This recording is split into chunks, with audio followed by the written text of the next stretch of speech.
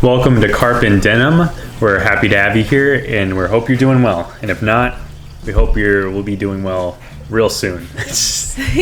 Today, we're going to talk about the art of grilling steak. Yes.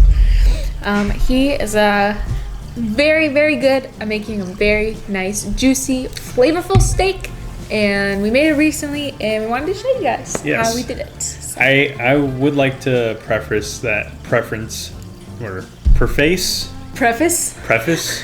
the word, right? Yeah. I like to give context to the situation by stating that I was taught by my dad at, the usual age. And, it started simple enough, some burgers, some hot dogs. But, I started grilling just recently, a couple years now, and I started grilling a lot, and I loved just everything about it. It's so relaxing. It's so, almost tribal in its way. And speaking of tribal, if you disagree with the way I'm grilling, I completely understand. Some people can be very tribal about that, but this is the way I was taught and kind of learned for myself. So I just want to share my perspective. And if you have a different way, let me know in the comments. I'm always curious about charcoal grilling. Or even, what's that called? The griddle? Yeah, griddle. Griddle grilling. That is so cool. I am really fascinated by that. So let me know in the comments if you have any experience, or if you happen to know what grill you recommend. I'm always got open ears for that. So where do we start? So first we just went to the grocery store and we got 2 T-bone steaks. Let me stop you right there. What's your favorite steak cut?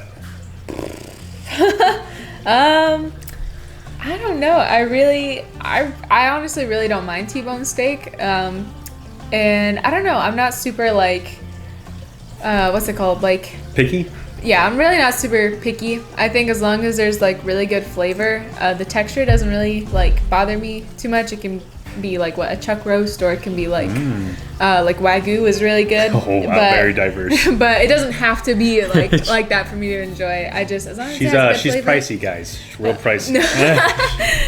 So I'm really not picky about what kind of meat it is, or what kind of cut it is. But as long as it's got a good flavor, I'm down. Absolutely. What about you? Personally, I love all kinds of meat for the same reasons. I feel like each one has a different flavor and profile. Absolutely. T-bone's a little bit too much bone for me, but it's really good because it has 2 cuts of meat in it. So you're getting 2 steaks for the price of 1, but you just have to deal with a T-bone steak. Bone. T-bone in the middle. The T-bone. And man, if you love steak, stay away from Wagyu because that will ruin steak for you. It is too good. It is. I don't understand how they get it that perfect. It's just so marbly and super smooth whenever you bite into it. There's no fight at all. It's great. That's a treat of the steaks. That's a delicacy among the steaks. So yes. If you love steak, stay away from Wagyu, or maybe you love steak enough that you want to ascend. But you want to ascend and have that become your staple steak. But New York strip definitely my go-to though. I gotta say, most consistent favorite meat of all time. So now let's bring it back. So the process. We started by going out getting steak. We brought it home. We didn't have to refrigerate or anything. I think we just got right into prep, right? Yep. And then so what? I'm sorry. Oh, I keep interrupting. No. I guess I should do the instructions because I was gonna say. So what did you do to prep it? Because I just watched and filmed him do it. So that's bad on my part. Sorry. No, you're fine. But there's definitely different ways of preparing meat. You can cook it right when you get it home. B, wait an hour, let it sit at room temperature for an hour after being refrigerated to get to a nice thing, or you can just cook it right at the fridge. It really depends on the person. I welcome you to experiment with that. I personally usually do it right away, straight from the market, because I'm whenever I'm craving steak, I just go out and get it. Not saying I have steak all the time. I think steak should be, every once in a while. It is very hardy on the organs, It's hardy. It's more pricey when it comes to meat. So it's definitely a once in a while. Definitely, it's an occasion. Occasional meat. So If not, then yeah, I usually let it sit out room temperature for 30 to an hour before I start grilling. And then let's go into the seasoning process. I used to get very, what's the word for it? Very artsy with my steak. I used to throw parsley on there. I used to throw chili flakes on there. I used to throw sea salt, and pepper, garlic, rosemary, herbs. You can the world is your oyster. Some people put butter on it. I've over the years kind of toned it down a bit. I recently just, the classics, just sea salt and pepper, freshly ground pepper and freshly ground sea salt. And we have a little bit of a spicy palate, so I threw a little was it chipotle powder? Yeah, we use chipotle chili powder, and I think we occasionally use like chili flakes just for those little bursts of heat. But yeah, it's call it the spice connoisseurs in us. But so what you first want to do is get your seasonings out, get your steak out, and make sure you have a nice board or something that you can tenderize the meat with. And when I mean tenderize, I don't mean obliterate the meat like full on, full power. You want to smash it flat like a pancake. No, you want to basically, the way I do it is I just do it hard enough to get the seasonings drilled in there. So I sprinkle a good layer of sea salt. Since it's a thicker meat, you kind of just want to cover it. Don't pile it on or anything like that. Don't form a pile of sea salt on the steak, but cover it. Give it a nice layer of sea salt on top, because most likely when you're transferring it or just in general moving steak around, a lot of seasoning tends to fall off. Not all of it, of course, but you want to just have a nice buffer. So then once you get the sea salt, pepper, and your seasonings of choice, I did the sea salt, pepper, and chipotle powder. You beat it with the tenderizer. Like I said, you're not trying to be like it owes you money or anything like that. Yeah. You're just trying to get the seasonings in there. The way you described it to me one time was you kind of just hover it and let the weight of it kind of carry itself down. It's more in the wrist than actual arm movement. Yeah. It's more of just like you said, it's more of you let the weight of the hammer do, depending on the hammer. I have a metal head, so it's very top heavy. So I let the weight do the work for me. Yeah. And like I showed you, and then what you want to do is preheat your grill.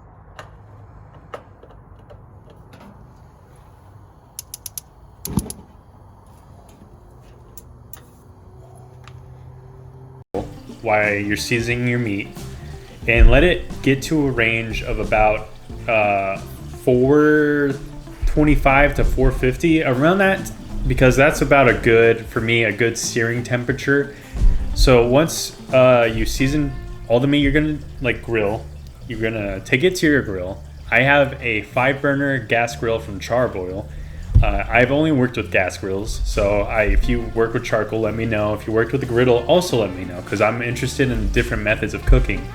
One time I did cast iron in the oven, and I think I almost gave us monoxide poisoning or whatever. Oh my gosh, yeah. Because it was too hot of a temperature. The oils was cooking off the cast iron because it was seasoned. Yeah. And we got like a mild headache from it. Yeah, there was something, we were really concerned because we literally left the house for a little while because we got a headache. Yeah. So I don't know what that was about. It was my one and only time. So I mean, I may revisit that in the future. May give that another trip. But it's like you have to use butter when you use cast iron, and I'm not a big proponent of that. I like just using the own fats from the meat because it's already fatty enough depending on the meat choice. But cast iron is such a beautiful, delicate way of handling it. I want to revisit that, but right now I think gas is just fine for my needs. You take it outside, take your meats outside, you open the grill, put them on, and you want to just put them on for a minute at most before you flip, because you want to get a nice sear on it, but you don't want to burn the meat. So you want to sear you want to get the lines on your meat, but with the really hot temperature. You sear the meat, flip it over, and then for me, this is my style, I turn the heat down almost all the way, because I'm going to mainly spend most of the time cooking it with the lid closed. So it's almost like an oven bake, basically. So, and then the reason I like grilling so much is because it's very, very relaxing in a way. It's not high maintenance. You don't have to constantly flip them, but it's basically I like to think of it as a campfire. So I like to have company when I grill. I like to just spend more time talking to the person, and the companionship rather than actually grilling the meat. So I find it very relaxing. Yeah, I agree. So the way I do it is every 2 minutes I flip the meat. And then so in total, I don't really record how long I cook or grill steak for. It's more of by the heart. So the way I prefer my steaks, or we prefer our steaks, is medium rare. And I've got it down to about 27, 28 minutes, around that time frame. So I'm going to keep doing the flipping process every 2 minutes, but about halfway in, I flip the steak completely over. Rather than doing a flip flop, I do a complete flip. Yeah. So the sides are evenly getting cooked, because my grill has a hot spot on the very left. So I have to make sure that I flip it so it's evenly cooking rather than one side consistently getting burned, you know? Yeah. And have you ever had burnt steak? Yeah, it's really Not by me. good. No. Okay. No, not by you. I take pride in my steak. Yeah, I mean, like, there's been little, like thin bits towards the end that just get cooked way faster than the rest of it, and then especially the fat. Yeah, and then you get a bite of it, and you're like, ugh, like, I feel like I'm eating a piece of charcoal that, like, has a slight meat flavor, and, like, it's not good. But no, I used to eat steaks well done typically, and now I'm more, what is it, medium rare? Medium rare. Very very juicy and red in the middle. And then, so I guess you're more medium rare, medium well. You know, you still like it a little pink. Or you like color in the steak. You don't like it just brown. Yeah, because that's how I used to medium eat it. well. And that is definitely easier to get little burnt bits or really tough to chew bits that you end up chewing for like 5 straight minutes each bite. So that is why I kind of shifted to liking medium well more than anything, because it's way easier to chew and like it melts in your mouth, kind of. Yeah, it's way Weirdly easier enough. to eat. Yeah, like I don't mind I don't like well done steaks, but done. That's it. Yeah, that's the brown. Yeah, it just depends, like what kind it is. It reminds me of Incredibles. Like, remember when Dash is trying to eat the steak and he's just like absolutely like pulling on it like it's rubber. That's exactly what I think when medium or medium done. Wait, what? Well done. Well done. And so with that being said, once the time is complete, take it off the grill. But here's my I can kind of see when the steak is done. For medium rare, I notice after the 25-ish minutes, it starts and I even showed you this, on the top of the steak, it almost looks like it has a coat of oil, droplets. Like pools of oil. Yeah, pools of oil. It's got a shiny glow to it. How would you describe that? Like, it just... I mean, it just looks very, like, greasy and, like, very juicy. Very juicy, very greasy, very, like, liquidy, or shiny, rather. And, I'm not talking K-pop here, but... Oh, my God. But no. So, basically, that's kind of how you can tell that the juices from the inside are being cooked, so it's starting to come out. So that's when you can tell, all right, now it's starting to cook the inside a little bit, so I should remove it off the grill soon if I want it medium rare. But if you want it more well done or more cooked, just leave it on for a couple more minutes, maybe aim for like 33 minutes maybe, because then you'll start to see like the oils dissipate, like they're basically getting cooked out of the steak. So then you'll just start to see a more dry piece of meat. And that's how you can tell it's starting to, like, the inside is getting cooked because all the juices are coming out. They're being basically cooked out and evaporated out. And then once you're done, once you get your steak, people recommend letting it sit for 10 minutes, let the juices like kind of pool, like get it like fully good. I think that's too long, personally. I think by that time the heat is kind of died down, so it's now more room temperature steak again. I love my meat hot off the grill, so I give it like 3 minutes max. So take it off the grill, plate it, cut it open 3 minutes in. Make sure you cooked it right, because you don't want to, like, if you have people that want it like well done or medium well, you don't want to serve them medium rare, because then you feel like, I don't know, I'm very what's the word, I take pride. I'm very I was gonna say proudful. That's not right. I'm very prideful of my steaks. So if I don't cook it right to someone's specifications or their personal preference, then I feel like as a chef or as a grill master, I have let them down, and I was like, that's not a good feeling. So I try to cut it open, not their steak, of course. If we have multiple pieces of meat, I cut mine open, the one I'm gonna eat open, to make sure as a gauge, like, did I cook it right, or are they all consistently cooked like that? And then kind of work off from there. If one needs more heat, then I take whatever steaks I cooked, put in the oven, try to conserve the heat as much as I could. Maybe put the oven on 150. This is like getting super advanced. This is getting super technological, but this is what I do. So I put the oven on 150, or probably more, like as low as the oven can go. You just want to keep the steaks warm. You don't want to cook them anymore because they're perfect. You know, you're perfection. You know. Chef's kiss. So you always want to leave the grill on just a little bit. If you're like cautious, you want to leave the grill on. When you take the meat off, you want to keep the grill on just in case you have to go back and recook. So you recook everything. Everything is perfect. You plate it, and you have a perfection of a meal. Definitely a once in a while occasion, a celebratory meal, and it's a really good time if you're especially the grill master, because you can feel proud. Like you can look at the table, look down the table, and see, I fed these people what I think is my art, you know? And I find it personally, you know, one of the greatest things you can do. For me, personally, what I really like is grilling. And I'll get into grilling chicken and fish in maybe another video if you guys really find this interesting. But this is how I grill steak. And I feel like if you want to celebrate something, there's no better food item. Or maybe, you know, you can get a Philly cheesesteak, but that's enough of that. Steak is a wonderful food item, and I really recommend it. And I'm sorry if this offends you, if you're vegan or vegetarian, but this is how I was raised, and I please hope you can understand that. You know, I'm not saying go out and, you know, treat animals inhumanely, but for me, this is a treat, and I don't do it all the time, and I love animals, and I try to buy local, but at the same time, please don't, you know, crucify me. Yeah. This is what I love, and I hope that I shared something with you that is positive. Well put. Thank you. That took a lot of mental energy to wordsmithing over here, 101. Wordsmithing. Anything you would like to conclude on, or final notes?